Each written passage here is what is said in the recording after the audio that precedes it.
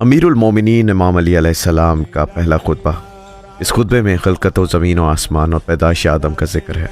तमाम हम्द उस खुदा के लिए सज़ावार है जिसकी मदद तक बोलने वालों की रसाई नहीं, और शुमार करने वाले जिसकी नेमतें शुमार नहीं कर सकते, और कोशिश करने वाले इसका हक अदा नहीं कर सकते।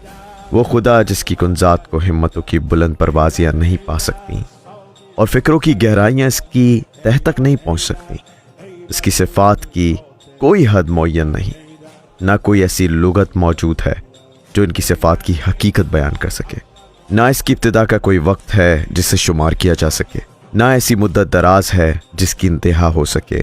इसने मखलूक़ात को अपनी कुदरत और इख्तियारात से पैदा किया और हवाओं को अपनी रहमत से फैलाया, और ज़मीन की बेख्तियार हरकत को पत्थरों पहाड़ों की मेखें नस्ब करके साकिन किया।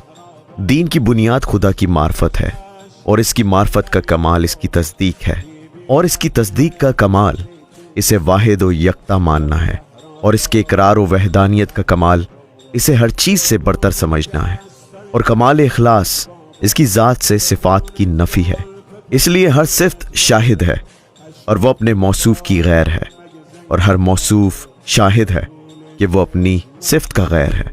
लिहाजा जिसने ज़ात खुदावंदी के अलावा सिफ़ात माने इसने खुदा का साथी मान लिया, और जिसने इसका साथी मान लिया इसने दोई पैदा की, और जिसने दोई पैदा की इसने इस वादा शरीक के जुज़ मान लिए, और जिसने इसके अज्जा मान लिए वो इसे ना पहचान सका, और जिसने इसे नहीं पहचाना उसने इसे इशारे के लायक समझा, और जिसने इसकी तरफ इशारा किया उसने इसे महदूद कर दिया, और जिसने इसे महदूद कर दिया वो इसे शुमार के काबिल समझा, और जिसने ये पूछा कि खुदा किस चीज़ में है उसने किसी चीज़ के ज़मन में करार दिया, और जिसने ये कहा कि वो किस चीज़ पर है तो उसने दूसरे मुकाम को इससे खाली समझा।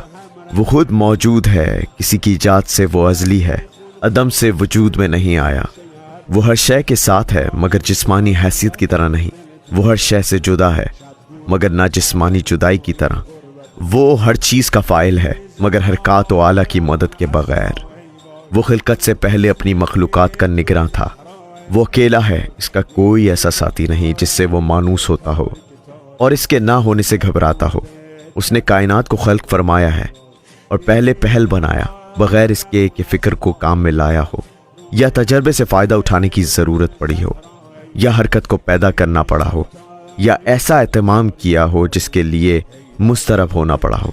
वो हर चीज़ को अपने अपने वक्त पर अदम से वजूद की तरफ लाया और मुख्तलिफ अलमिजाज अशिया को एक दूसरे से वाबस्ता किया, और हर चीज़ को मखसूस मिजाज अता किया और इनकी सूरतें और शक्लें मुअय्यन की। वो इनकी खिलकत से पहले इन्हें जानता था। इसका इल्म इनकी हुदूद और इंतहा का अहाता किए हुए था। वो इनके हालात और पोशीदा कैफियत से वाकिफ़ था।